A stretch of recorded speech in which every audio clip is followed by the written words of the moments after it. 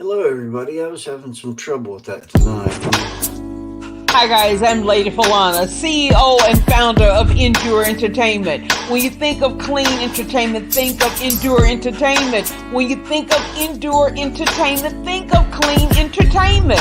The Endure Entertainment television personalities. We are the A-Team. We're more than just a team, we're family.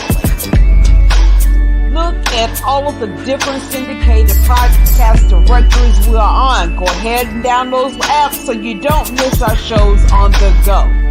Endure Entertainment LLC started October 2021. Now we're in 17 countries outside of the United States. Featured in CBS, Fox, and NBC. Gospel Choice Music Awards nominated for Independent Broadcast Network of the Year. We do more than just TV. We also do virtual concert extravaganzas. Our last one this past January was off the chain. You can look at our shows, virtual concert, and TV 24 hours a day, 7 days a week at endureentertainment.live. Radio. Next coming up is going to be the radio station of the year on Endure Entertainment. Ever thought about having your own show, television, radio? Would you like to get some exposure with your radio edited version of your performing artistic abilities? Take a look at Endure Entertainment.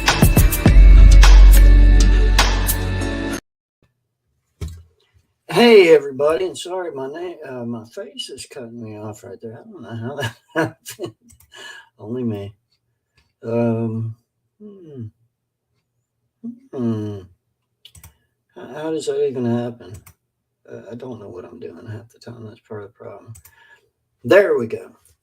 All right. So I was having a lot of trouble tonight with seems like everything, but I mean it really wasn't. I only missed 14 minutes.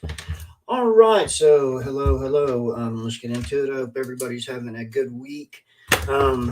Tonight we're doing a couple of things here, which is I know one's First Peter, and I also wanted to go into a little bit of psychology, and what I've been learning that interests me is so many people now, and part of what's going on with the world to me is a group polarization and group talk, which are actually two different subjects, but I'll get into those in a little bit. I wanted to start with the devotion here, if we can, and this is for today, August 6th.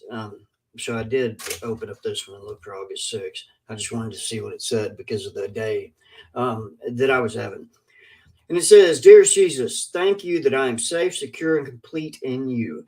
Help me to stop my anxious striving and just come to you with the matters that are on my heart. I need to trust you enough to be open and honest as I tell you about the concerns weighing me down.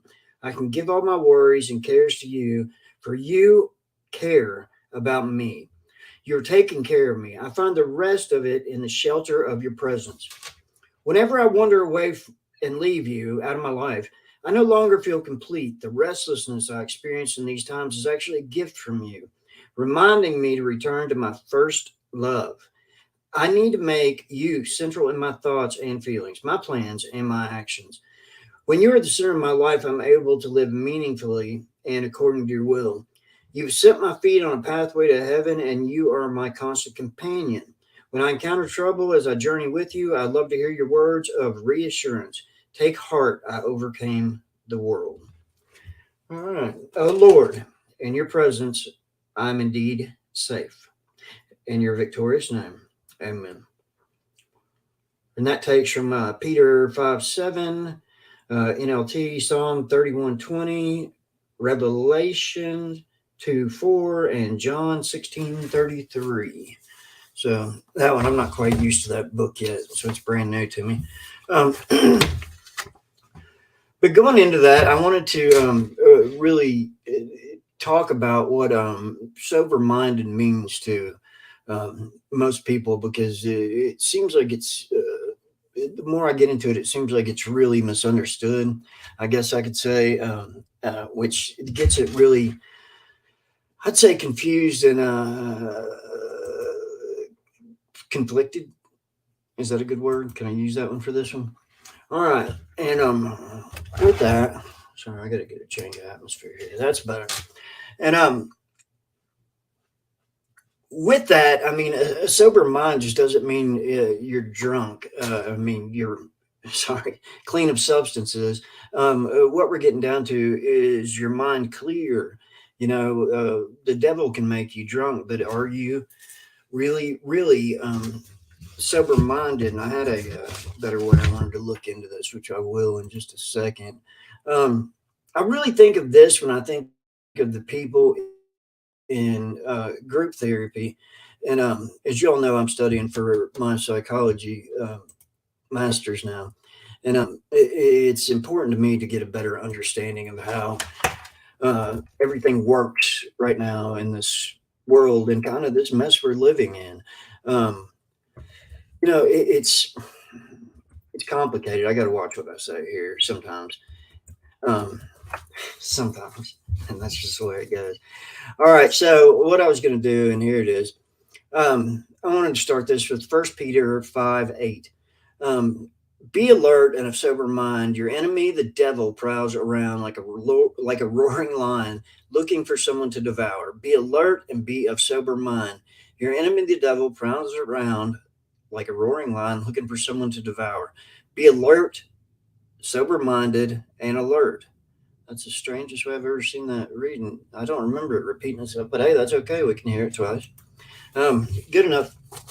So here we go. This is from actual my psychology books for class. And we're going to go into group polarization first. But this is important, is what are group polarization and groupthink? How much power do we have as individuals? The actual definitions. This goes into prejudice with group polarization and groupthink as well. And we end up with how leaders, for example, over the years, Jim and Tammy Faye Baker, Jim Jones, you can think of Adolf Hitler if you want to try and keep that out of my mind. But the polarization, it creates a point where you're not an individual anymore. I mean, you're part of this group think process. And the best way to avoid the dangerous side of group side effects of groupthink is for the leaders to be very open, encouraging towards the views and criticisms of other members of the group. That way, a more robust discussion can occur, and potentially overlooked flaws in a plan can be caught and remedied. I usually highlight this stuff first, so it would give me the exact definition, so I don't paraphrase them and get everybody confused. Because that's something I do is go down a rabbit hole when I get thinking too much. And realistically, I don't really need the notes, but again,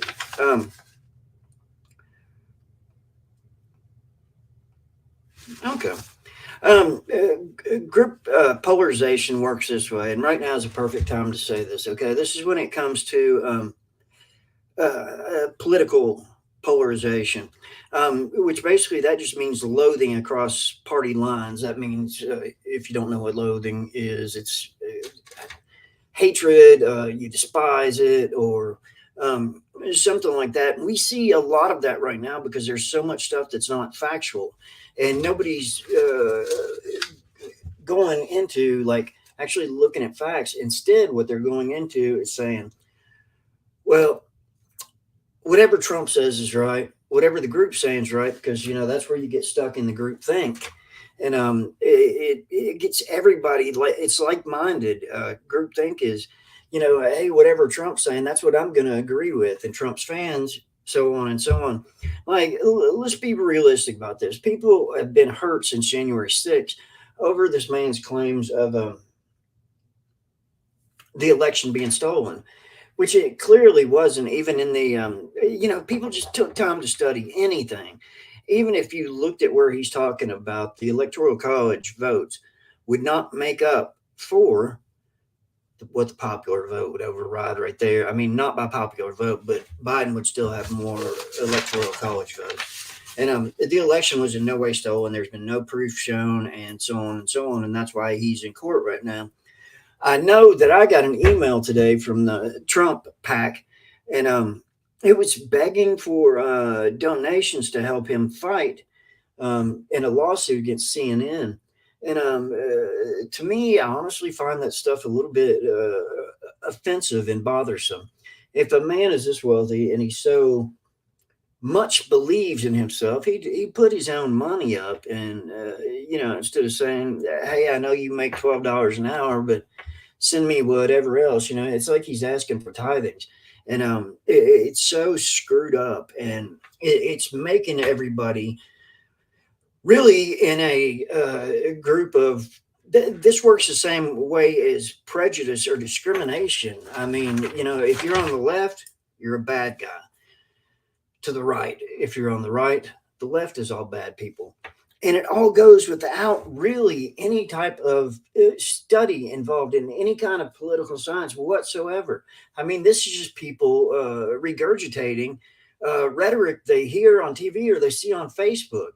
It was proven, fact checked, that Trump fact checked. Okay. This is not somebody making it up. Fact check told over 30,000 lies live in public forums when he was president. Now, you don't have to like that. You don't have to like hearing it. That doesn't really affect me none. It's the truth. And I'm not going to go through Obama's numbers or even Biden's. I mean, they're not even close at this time. But the two that would come closest would be George W. Bush and Bill Clinton, which are not even to a quarter of what fact checks have shown that Trump has lied about. And this isn't necessarily about Trump, but it's about the hold on 1 second. Sorry about that. It's about the groupthink process. All right. So if you've got one person that say that you find legitimate or you find respect in these people, okay? Well, they'll say that they abuse that, like a Tucker Carlson. Like I've watched things for the years where he's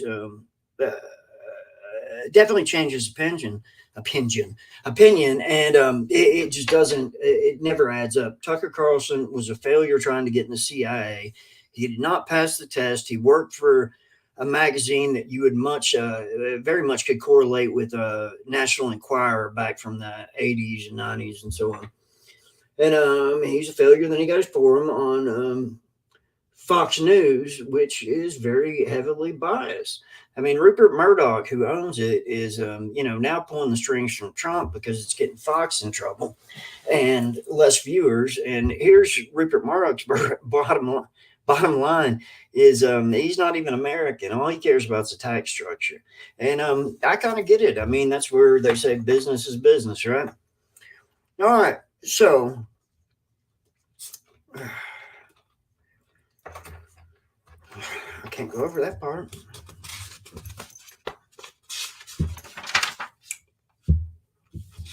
Trying to figure out what I can go through without offending anybody, even though it's facts, but still people get hurt over the smallest things, and it's just the way it goes.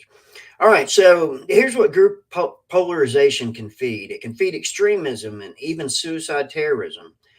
Analysis of terroristic organizations around the world revealed that the terrorist mentality does not erupt suddenly on a whim. It usually begins slowly among people who share a grievance. As they interact in isolation, sometimes with other brothers and sisters in camp, their views grow more and more extreme. Increasingly, they categorize the world as us against them. True. Given that the self-segregation of the like-minded polarized people, A 2006 U.S. National Intelligence estimate speculated that operational threat from self-radicalized cells will grow. And that is what keeps happening. And what I always like to tell people is cause and effect. I know I'm not doing that great tonight because I've got this so jumbled together in what I can't say and can't say. Um, when I bring that about, you have to think about it. And I can go back to cause and effect on everything. This includes women's rights.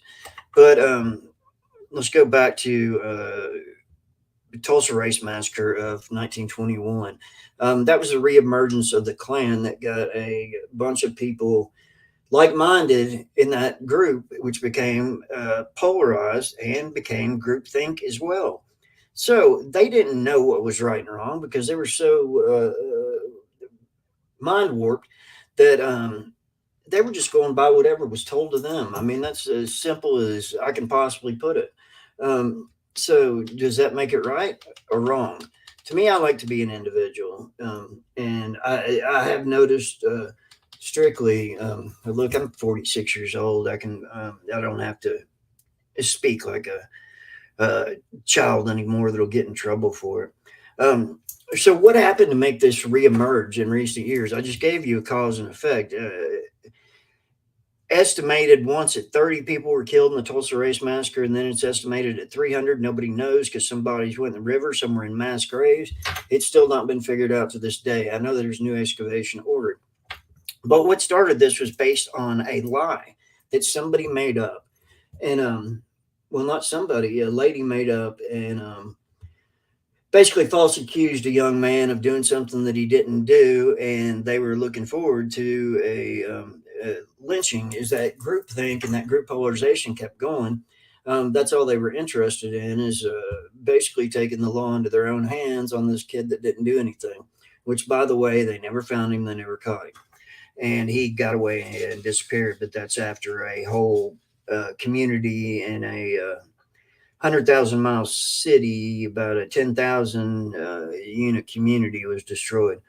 And that's the truth. So what does that get me at right now? That takes me to the last 6 years. Okay. And this is what people are going to love to argue with me. And really, this is one of those where I can strongly say, I don't care. Just bring it on to me. Bring it on to me privately. Don't take it out on Endure, because I don't speak for Endure on some of my views.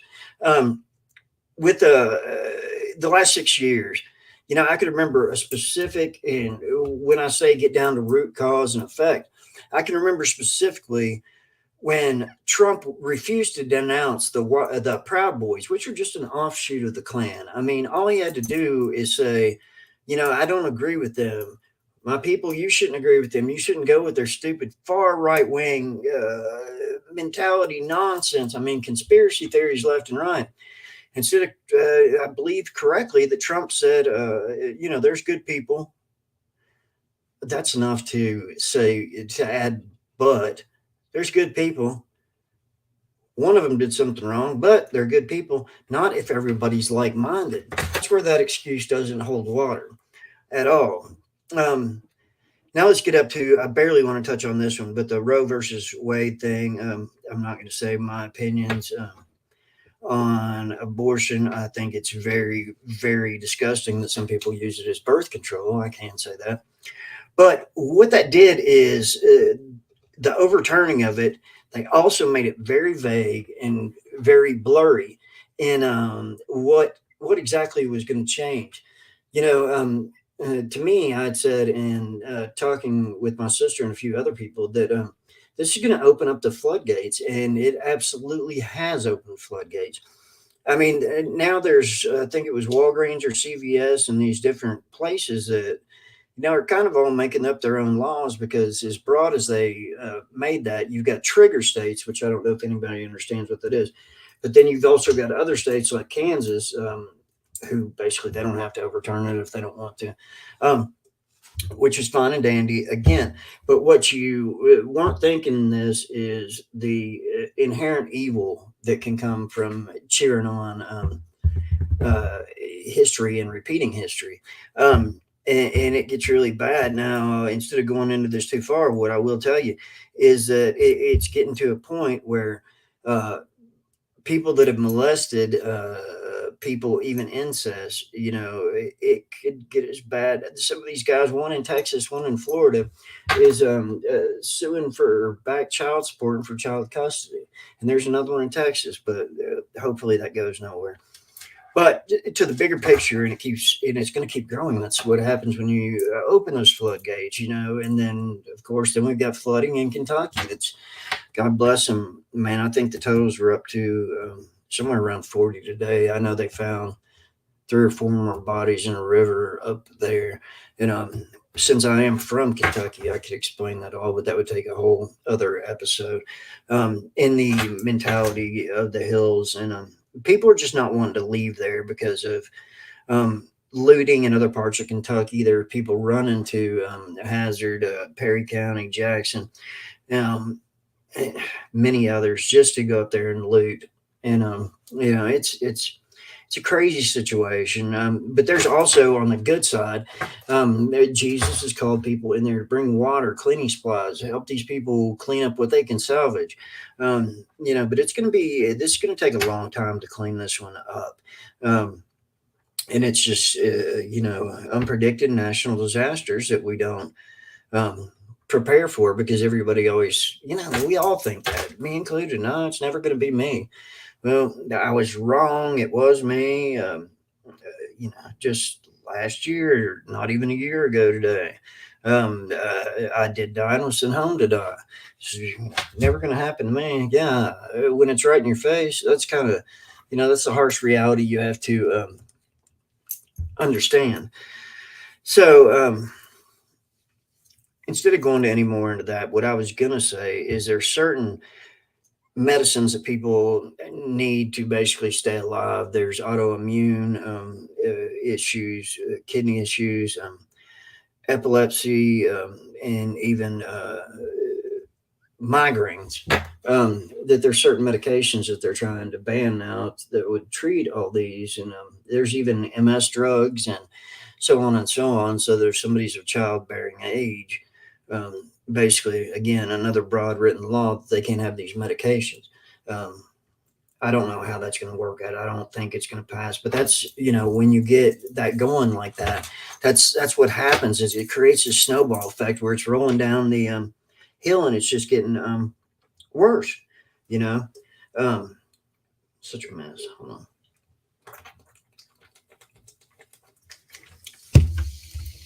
All right. I want to move on from there. Okay. This is where I go into, there's like a million quizzes through the work I have to do. And it's like, sometimes I'm like, but that's a good one. Group polarization is most likely to occur in which of the following groups? A group in which little communication is possible. B, a group in which individuals share similar opinions. C, a group in which each individual has a unique perspective. D, a group in which individuals have not formed any opinion. That could go so many ways, but what I do know, and I did get it correct, is group polarization does not create new opinions, but it strengthens existing opinions of those who already agree with each other. This is where you get in your danger zone.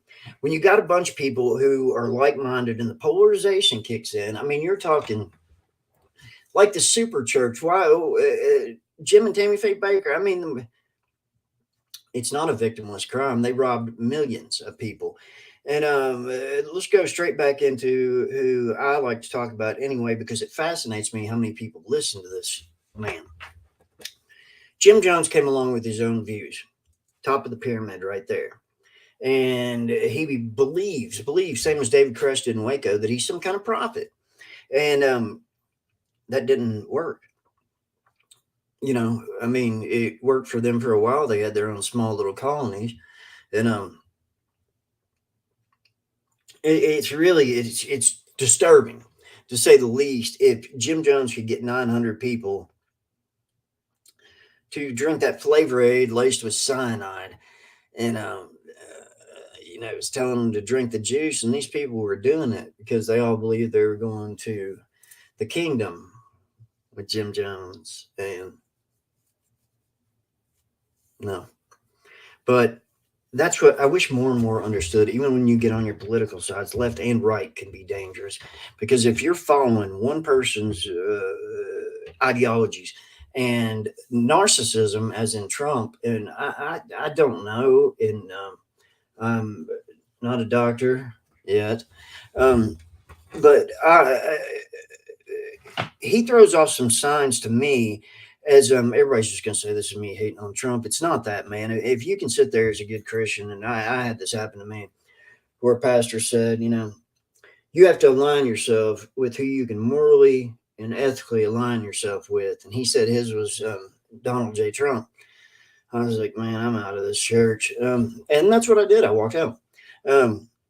Because that's disturbing. I mean, it's just disturbing. This guy doesn't have a clean history. He's gone bankrupt like 40 times and talks about how rich he is constantly. And what needs to be talked about is, let's say, for example, right now where these floods ravaged Kentucky, these are the 13 poorest counties in the entire United States. And in these counties, don't get me wrong here, they had the largest turnout of Trump voters per capita in Kentucky. Now, because Trump and Mitch McConnell had both gone there and spoke to him and gave him hope about being pulled out of this mess that became the coal mining industries. And, they didn't do any of that. But yet these people like the tough talk and so on and so on.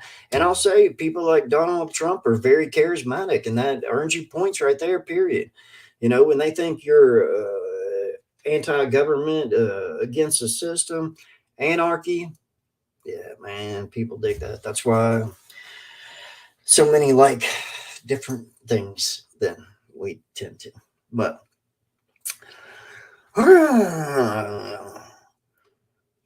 the point to remember: by connecting and magnifying the inclinations of like-minded people, the internet can be very, very bad, but also very, very good. So when people are spreading these videos around Facebook, and this is where it's going to go into a form of hatred and bigotry, realistically, when people are posting up their videos and their views of what they believe in, and people are saying, "Oh, this must be the truth. This must be the truth. This is showing us the end of the earth's coming because of government spying on us, this and that." Man, live your life. I mean, come on, seriously, come on, really. I can't say that. It's tough to believe that so many people spend so much time on conspiracy theories when they could be spending time, like I do. And this is not saying be mean, but I'm saying I spend a lot of time meditating and taking baths and talking to God, and that seems to work out better for me because. Look, what I know is all these people that the flat earthers and all these people that are predicting the end of days. Well, I've got to give you one thing that you can't do is we can't predict the end of days. Only God can predict the end of days. And I stay out of your conversations mostly because, you're going on little to no knowledge when there's more important things out there that are really, really destroying the population as a whole. One of them that is one of my bigger specialties, I would say, is drugs and alcohol. And it's getting to a pandemic level with how many people fentanyl's killing. It's raising every year. I think, I can't remember from last week, I guess it was, but I think it's like raised 53% in Kentucky. And only behind Kentucky is North Carolina. So that's two states that I'm specifically talking to, and two states where I've lived most of the last 20 years.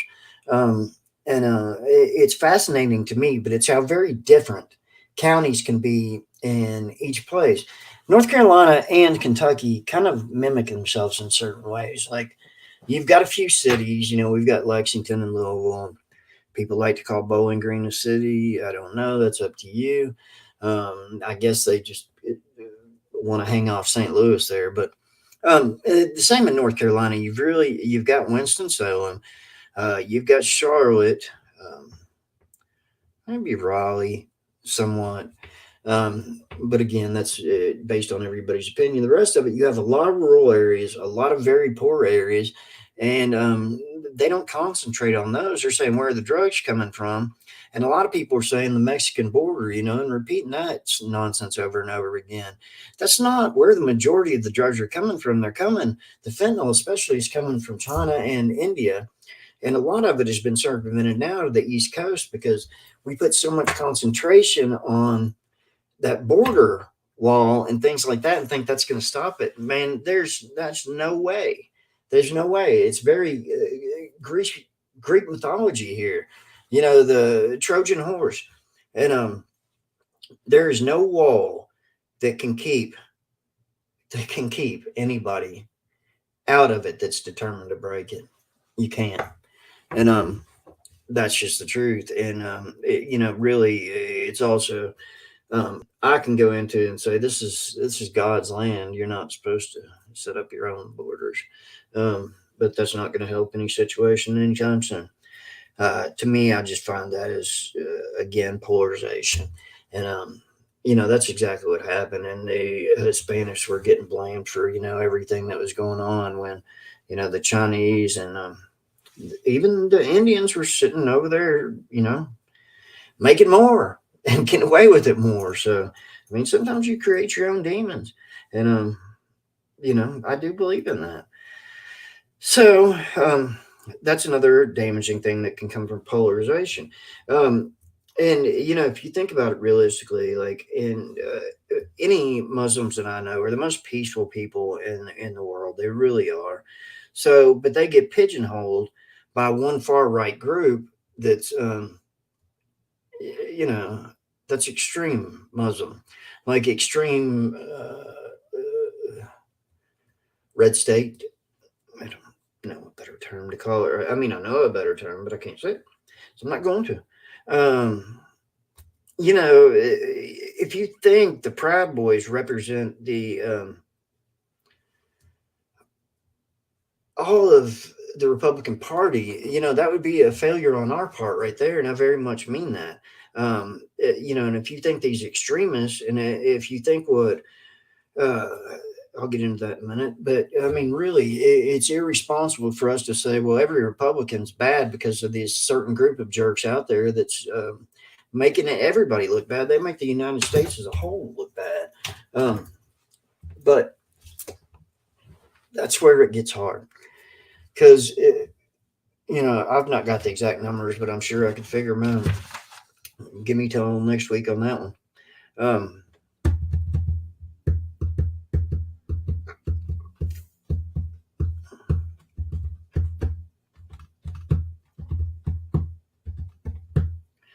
Yes.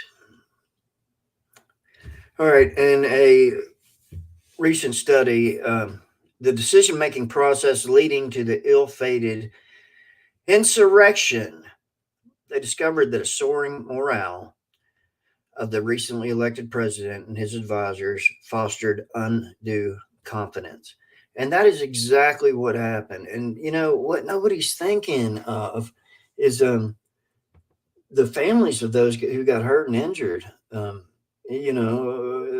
Did they deserve this? And it was really, I don't care if you love the guy or not, you can't agree with everything a flesh man is sitting there telling you to believe because he says it. That's false prophecy. It's false witness. And, but you've got so many people that are just like, oh, no, that's okay. That's what we were supposed to do. Stop the steal.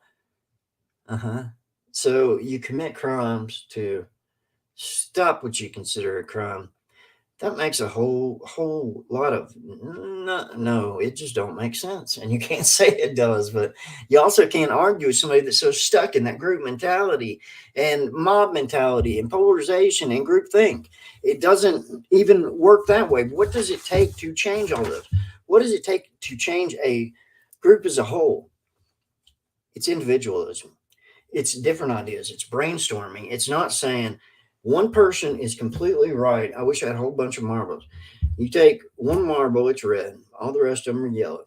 Okay. And then the red marble is telling 100 yellow marbles what to do. Well, one marble agrees and two marbles agree. Then guess what? The 98 other agree. And then you've got a mob mentality and polarization and the group think. Now, that's saying a lot in all this stuff because it needs to be thought of. Um, there's another way too to look at it as well. Despite the dangers of group think, there's also instances where two heads are better than one, and that's meaning though from two different varied opinions, and you come together and you draw a conclusion together. Or three makes up a church or a group. If you've got your group, don't have one leader. I've got my own group over on Facebook. It's called G and Three and Associates of Sober Minds, and I don't consider it my group because I've got so many people in there. Basically, a lady who is more of a biblical scholar than I am runs the page. Her name's Erica Bird. She's just awesome. So, instead of me making it, it's my rules, it's my group. I started the group. I don't do that at all. If I come up with something that they find they don't like, they'll be quick to let me know. And, I think at one point people are like, okay, is he going to be cool with that? Or is he not going to be cool with it? Okay, he's cool with it. Yes. And that's just because that's the way I am. And luckily that comes from a great mother that taught me well.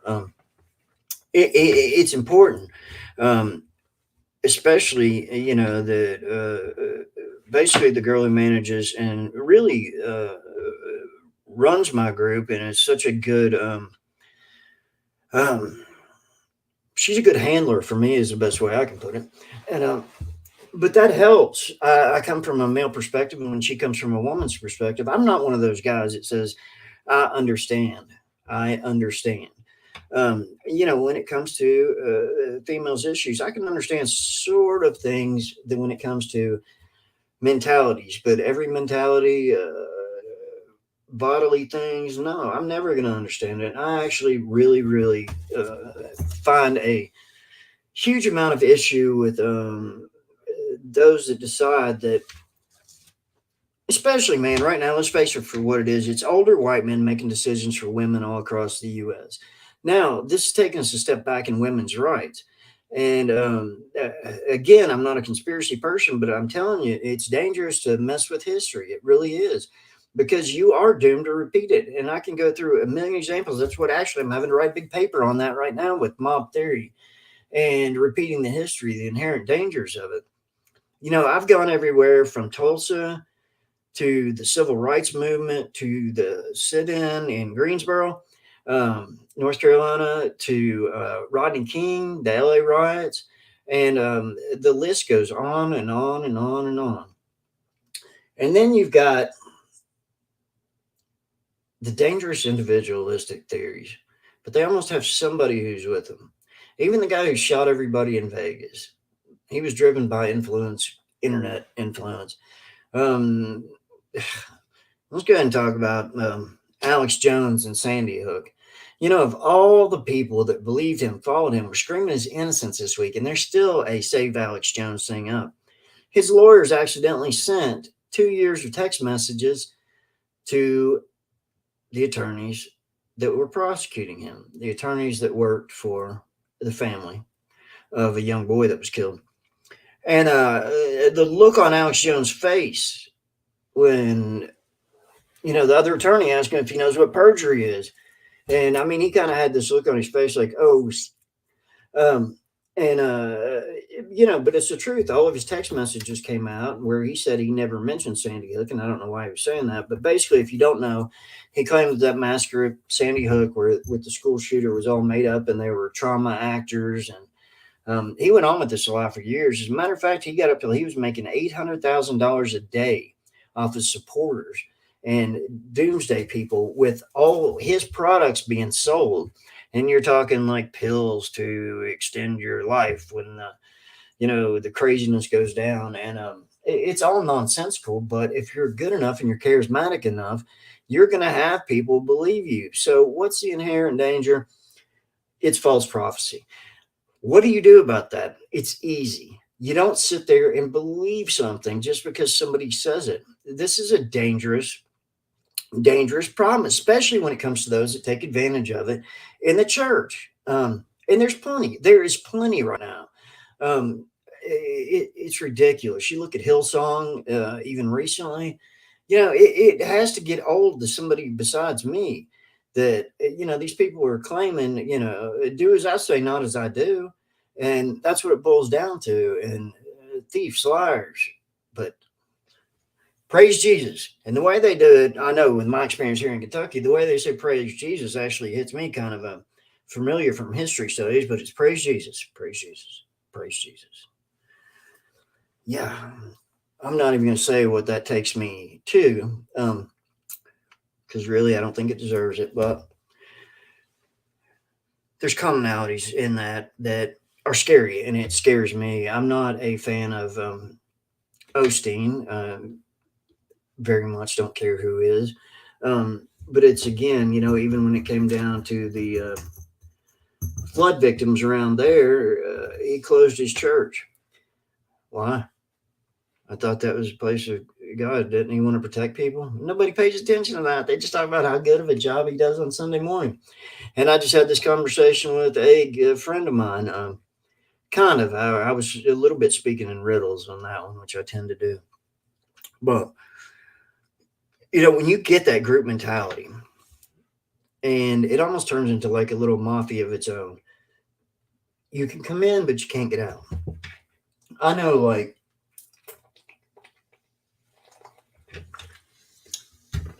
there's one group specifically that just hates me because I've called them out for some stuff. And that's what we should do. If we go along with it, I mentioned this last week, being a bystander does what for anybody? Nothing. All you're doing is you're helping. And to me, if you see something terribly wrong or something terribly wrong is going on and you don't say anything because you feel like you're talking about somebody else or somebody's telling you from a really pathetic minded bunch of crap that, no, you can't say anything. You can't say anything. That's gossip. You're talking about somebody. No.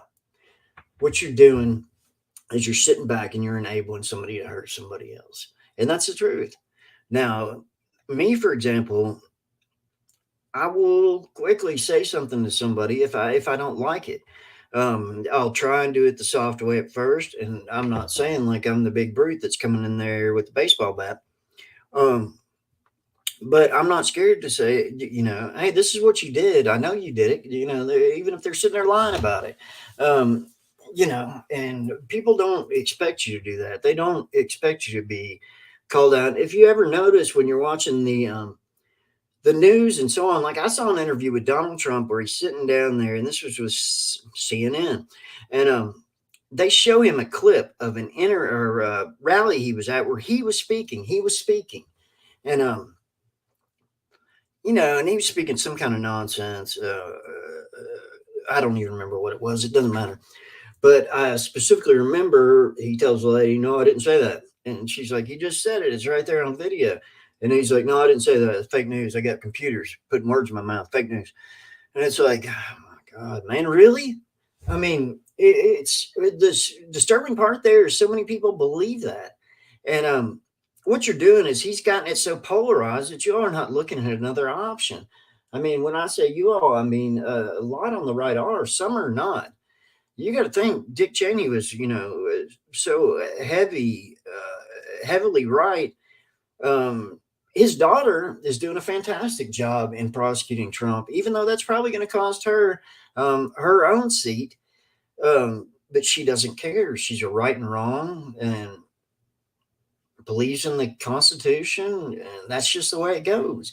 I mean, she's what you would call a true American. It's like, I hate giving them too much time. So It's really not worth it. But in talking about all that, what I was wanting to get to, no matter what, is there's no true leader except for Christ. I mean, there's really not. And for me to say that, I know that you didn't hear me 2 years ago. I've got plenty of videos I need to put up and show of how just twisted I'd become from the spirits that I was poisoning myself with.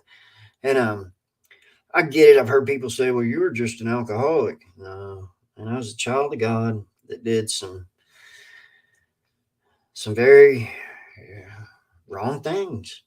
And I ended up dying for it. But I'm back, and I don't think God brought me back to just be weak-minded and do whatever somebody's telling you is right because they're telling you. It's, again, when you all and anybody that listens, if you don't hear anything else I've said, pay attention to this. I have to go over this every week because I'm still seeing stuff about the Biden things. I forget what it is. I don't know. They've got some kind of slogan. But and the gas prices. Biden has nothing to do with the gas prices. That pipeline had nothing to do with the gas prices. That wouldn't have made a change. All it is a transport tunnel. That's what it does, is it transports. All right. So they're not making oil there. They're not digging oil there, or whatever you call it, drilling oil there. So again, this is global market pricing. That means the gas prices are based all over the world, not in America. Joe Biden's not the president of the world, and it's not his fault. This can't even be blamed on Trump. If it were the left side blaming it on Trump, no, it's not even Trump's fault. It's not. So pay attention to your other man, and don't play the blame game. If you want to be activist and you want to do something about it, do it. But do it with a conscience, and do it with morals, and do it with ethics. And me saying that, I'm very hardcore about that now. When you go from derelict to learning how to be alive again through Christ, it makes a big difference in your life. And in the what was it, Kurt Cobain? I'd rather people hate me for who I am than love me for who I am not. And that's very true. So, one last thing here, when it gets into the power of individuals, and this will sum it up for us tonight. I do thank you all for listening. I was very off tonight because I've just had so much to do. End of the semester stuff kind of, can I use that I'm 46 for a reason too? No, I'm a perfectionist. This is a problem. So let's say the power of individuals. In affirming the power of social influence, we must not overlook the power of individuals. Social control, the power of the situation, and personal control, the power of the individual, interact. People aren't billiard balls. When feeling coerced, we may react by doing the opposite of what is expected, therefore reasserting our sense of freedom and self-worth. However, committed individuals can sway the majority and make social history. Were this not so, communism would have remained an obscure theory. Christianity would be a small Middle Eastern sect, and Rosa Parks' refusal to sit at the back of the bus would not have ignited the U.S. civil rights movement. Technology history, too, is often made by innovative minorities who overcome the majority's resistance to change. To many, the railroad was a nonsensical idea. Some farmers even feared that the train noise would prevent chickens from laying eggs. People derided Robert Fulton's steamboat as Fulton's Folly. As Fulton later said, never did a single encouraging remark, a bright hope, a warm wish cross my path. Much the same reaction that has greeted the printing press, the telegraph, and the incandescent lamp, and the typewriter. The power of one individual or two individuals to sway majorities is minority influence. And scientific studies of groups in which one or two individuals consistently express a controversial attitude or with an unusual perceptual judgment, one finding repeatedly stands out. When you are the minority, you are far more likely to sway the majority if you hold firmly to your position and you don't waffle. This tactic won't make you popular, but will make you influential, especially if your self-confidence stimulates others to consider why you react the way you do, even when a minority's influence is not yet visible. People may privately develop sympathy for the minority person in position and rethink their views. Let's get to this one more time. This is the bottom line of everything we've talked about, okay? The powers of social influence are enormous, but so are the powers of the committed individual. For classical music, Mozart mattered. For drama, Shakespeare mattered. For world history, Hitler and Mayo and Gandhi and Mandela mattered. Social forces matter, but individuals matter too. So you can take that where you want. And to me, the individual is not a Donald Trump. The individual is Jesus. Right out of all those examples I just gave you where Christianity would be a small Middle Eastern sect, why is it a worldwide thing now? That's the power of Christ. No matter how much power a Trump had or a Hitler had or something like that, their self-serving purposes, they fell. And they fell hard. Gandhi, not so much. Nelson Mandela, not so much. They got a movement of goodness going, and that's your peace and love. And even Bob Marley, as he said it best, give thanks and praise to the Lord, and it'll be all right. So, with that said, that's it for me this week. And next week I'll come up with something a little more prepared, maybe. No, I don't know. It wasn't that too bad, but it wasn't that bad tonight. But anyway, think about what I said. Especially, I mean, put some real thinking into it. Are you worshiping people like Trump, Osteen, the mega churches where you live, or anything like that? Are you worshiping them over top of worshiping Christ? If you are, the really big problem right there is with it's you. You're what they would consider a weak-minded individual that falls into prey of the group talk and the polarization. So. And that's not being mean to anybody. I'm just telling you, think for yourself, or find others that are kind of like maybe have moral and ethical values the same as you do.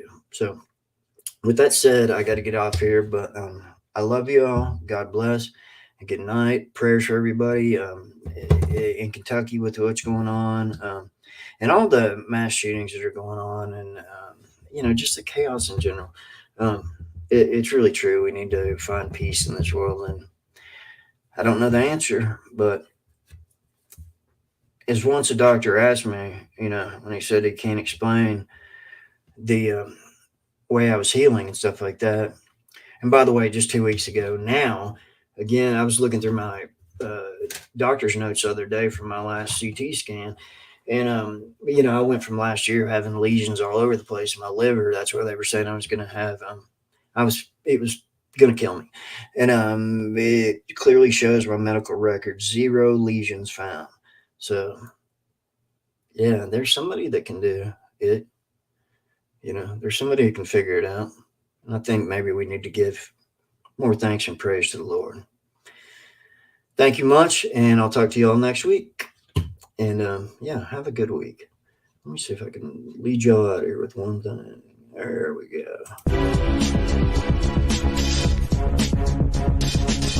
Author, evangelist Corey Thomas, a dedicated servant leader whose weapons are spiritual in nature and volatile in impact. Hot off the press, author, evangelist Corey Thomas's new book, Sound Advice, Music and the Battle for Your Mind, Body, and Soul. Matthew 5:13, ye are the salt of the earth, but if the salt has lost his flavor, wherewith shall it be salted? It's author, evangelist Corey Thomas's new book, Sound Advice, Music and the Battle for Your Mind, Body, and Soul. Purchase your copy to help maintain that flavor in your spiritual walk. This book is epic. It's sold on every major online bookstore, or go to CoreyThomasMinistries.com. I got my copy. Be sure to get yours. It's author, evangelist Corey Thomas's new book, Sound Advice, Music and the Battle for Your Mind, Body, and Soul. Get your copy today.